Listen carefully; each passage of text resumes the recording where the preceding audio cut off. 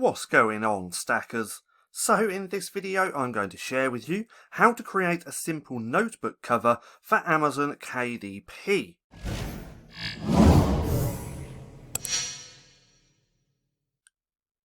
So, welcome back to Stacking Profit. My name's Paddy, and over here we give you the tools and resources to learn, grow and master passive income streams so that you can live a life of freedom. Now, like I said in this video, I'm going to share with you how to create a simple notebook cover for KDP, and we're going to be using Canva.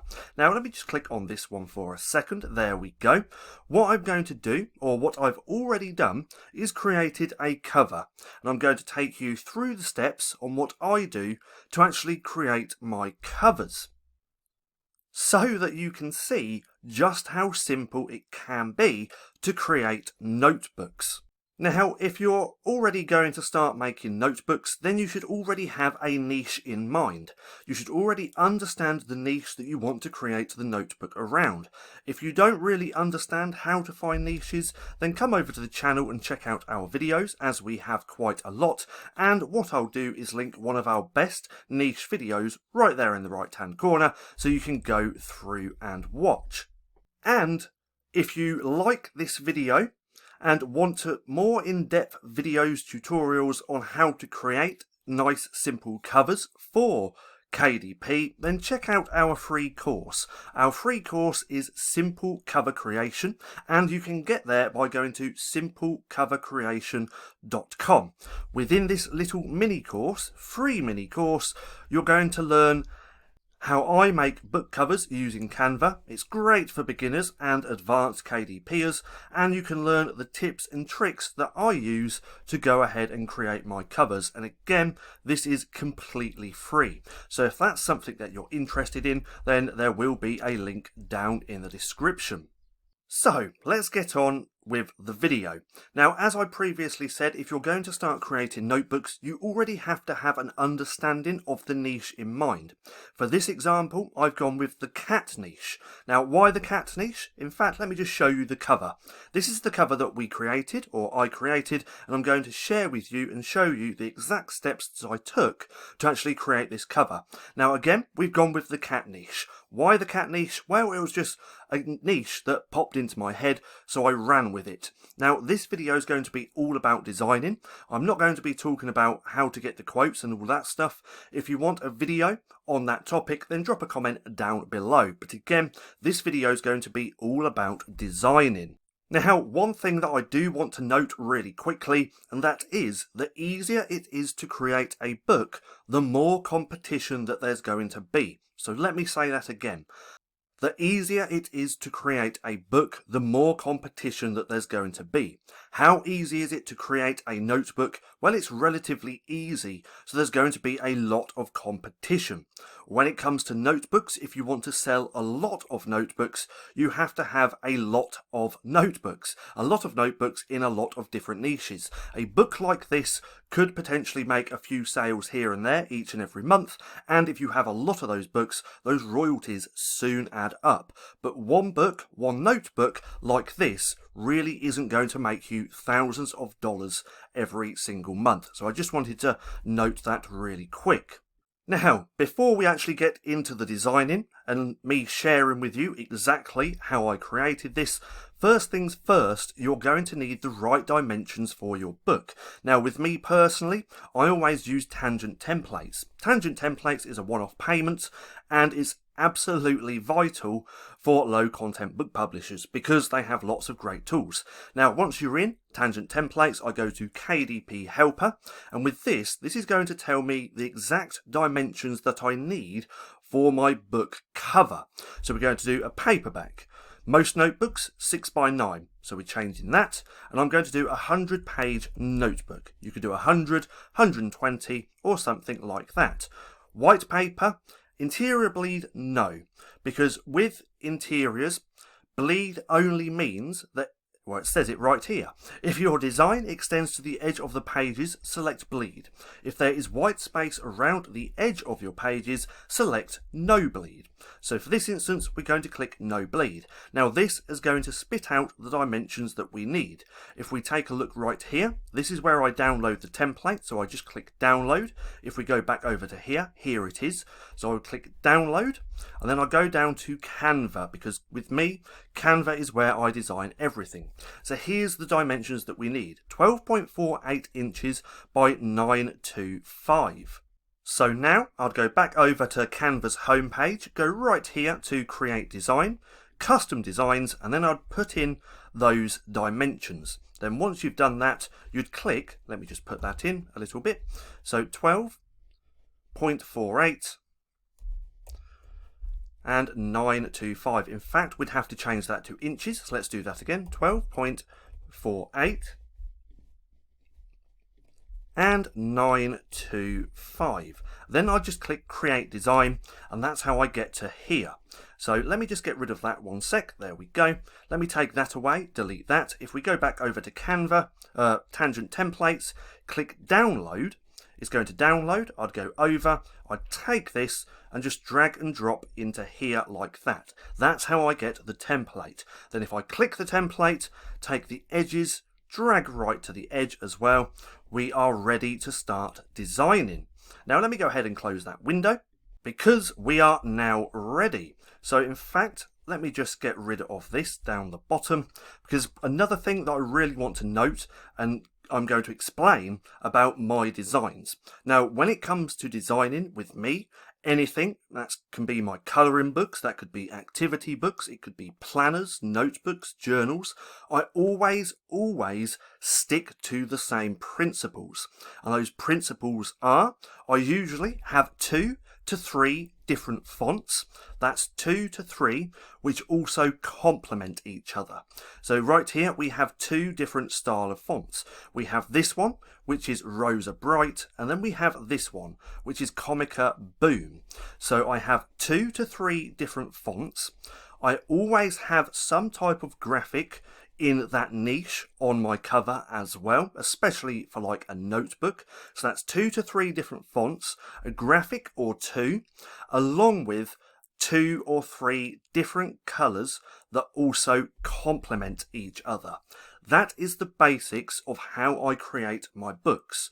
2 fonts, 2 different colours, and a graphic. That's all that I've got here, and that's all that I use to create my designs. And once that I've actually created a design that I like, I start making variations of that design until I have one that I like, as you're going to see further on in the video. And another thing that I like to do, and a really great top tip, which keeps my books congruent, is that I like to use the colours from the graphic that I'm using. So right here, this is the graphic, we can see it's pink. So I like to take the colours from the graphic and then use it somehow on my cover. For this instance, I've taken the pink from this heart and I've got it on the cats, the love and the fur. This helps keep everything congruent and what helps your books look good. So that's just a top tip just there. Now, when it comes to graphics, I tend to get all of mine from Creative Fabrica, but for the ease of this video and the ease of creating this cover, I just went with Canva. Now, with Canva, yes, you can use the graphics here in Canva to put on your books and actually sell them. If you do not have a pro account, you have to look for the free graphics. So let me just type in cat for a second. Don't worry, we are going to get to designing and I am going to share with you the steps. I'm just giving you a few tips on what you can do to find graphics. Now I've typed in cat, as you can see. I'm going to click on graphics. Now we want to filter this down, especially if you don't have a Canva Pro account, because you just want the free graphics. So right here, we can click there, and then we can click on free and click apply. Now it's going to pull up all the free graphics that I can use on my covers. Now, I highly recommend not really using the graphics in Canva. I recommend going and purchasing your own, mainly from Creative Fabrica, but there's a lot of other great websites that you can use. I tend not to use the graphics here in Canva just because everyone else is going to be using them, so it's not going to make your books very, very unique. But from here, if you find a graphic that you like, you can use them.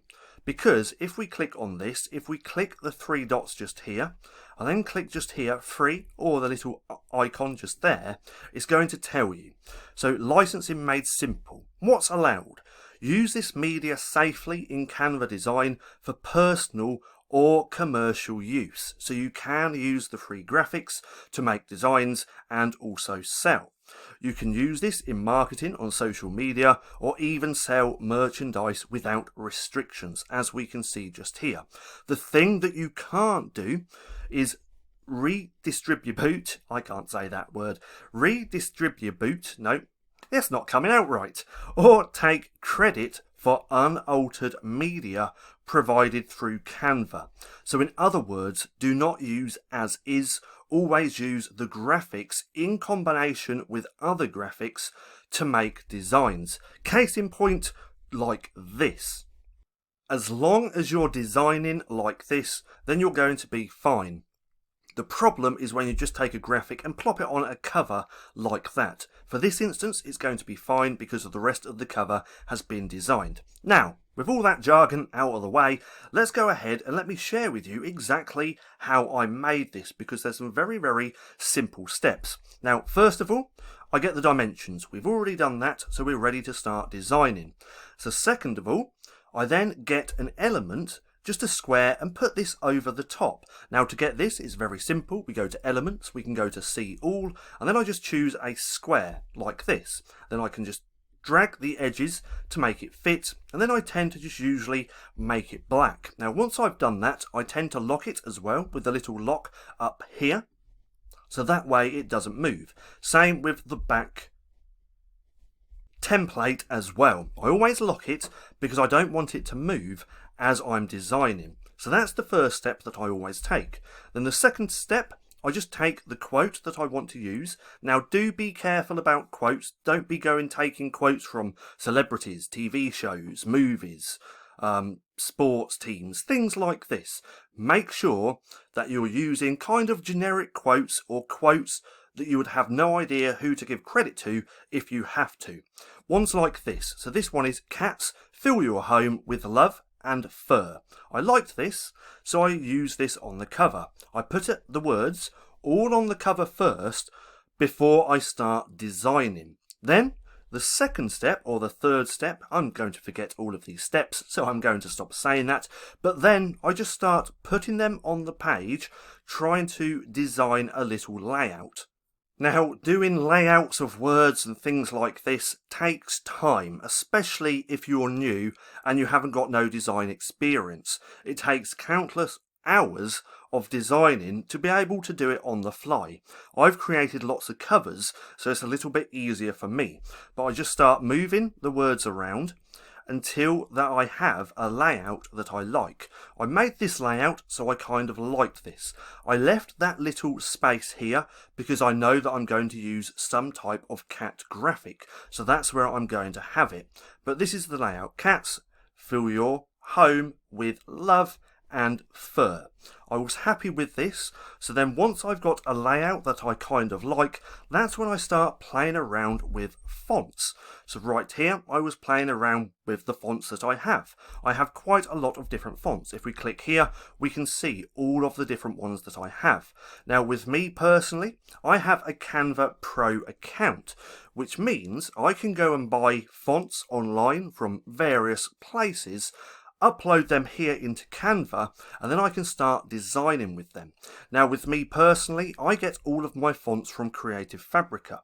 Why Creative Fabrica? Well, if we look here, they have 80,000 plus fonts.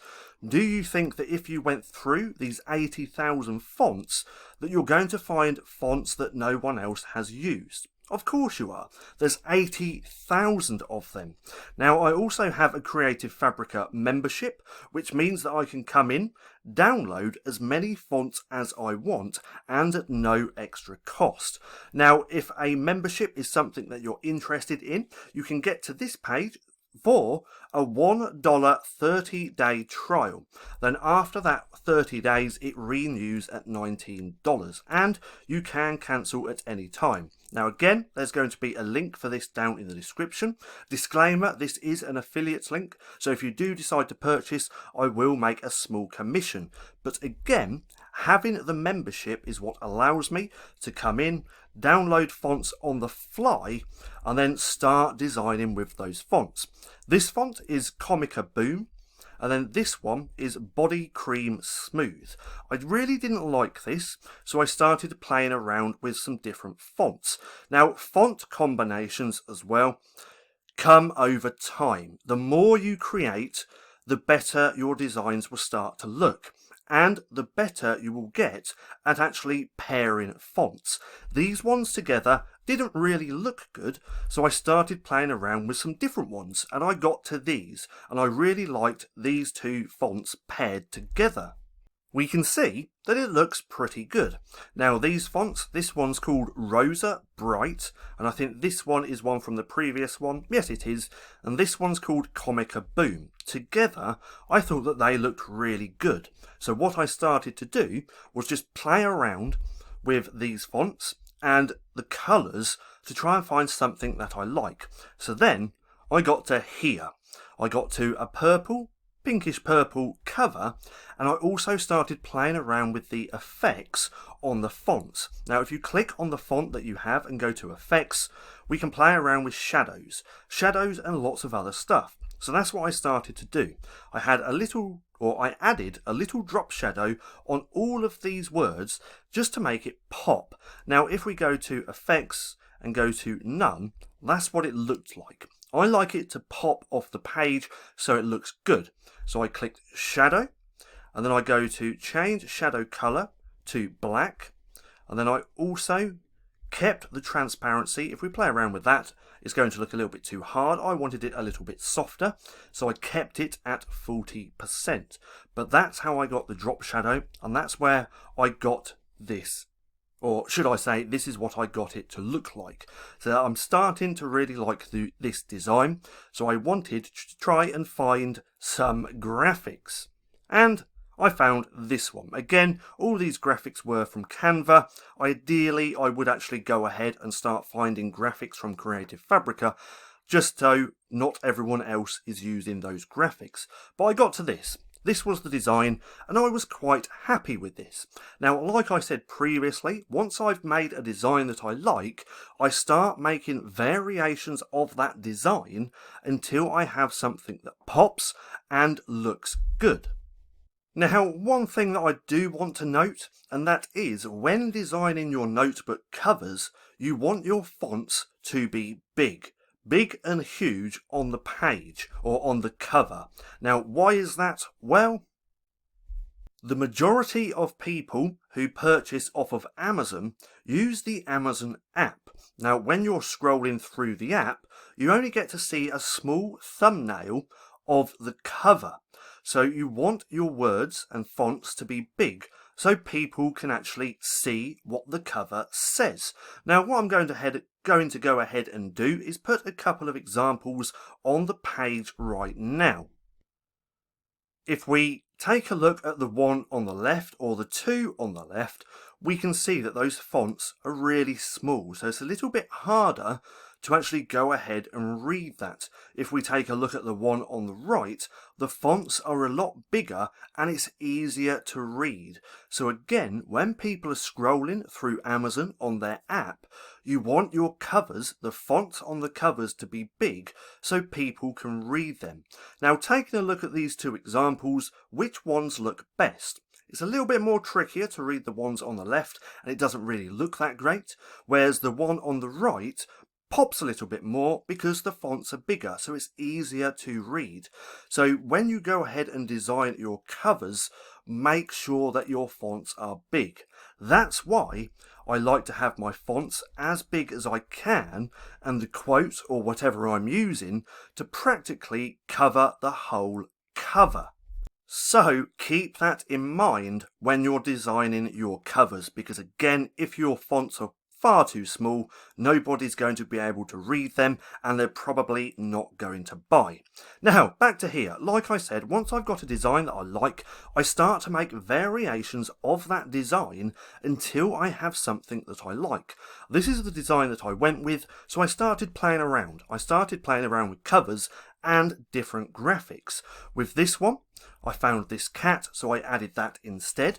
I made the cover black and then I changed the font just here to, instead of white, I turned it to orange, and with the orange I got that from the cat. Again, congruency. I like to match the colours from the graphics that I use with some aspect of my covers, just to make everything congruent.